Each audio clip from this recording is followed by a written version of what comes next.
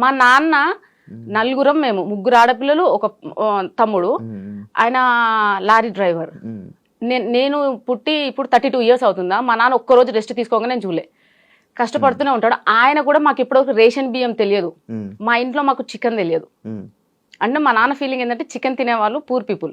మా మటనే మా ఇంట్లో, mutton chutney, mutton curry, types of pickles అంత బాగా చూసుకున్నాడు. ఆడపిల్లలు కదా, మళ్ళీ అందరం కాన్వెంట్ లోనే. పెద్దక్క చిన్నక్క గవర్నమెంట్ ఎంప్లాయీస్, వాళ్ళని మంచిగా చదివించాడు. మేము కాన్వెంట్, నాగార్జున గ్రూప్ స్కూల్స్. నేను పుట్టింది పెరిగింది అంతా వనస్థలిపురం.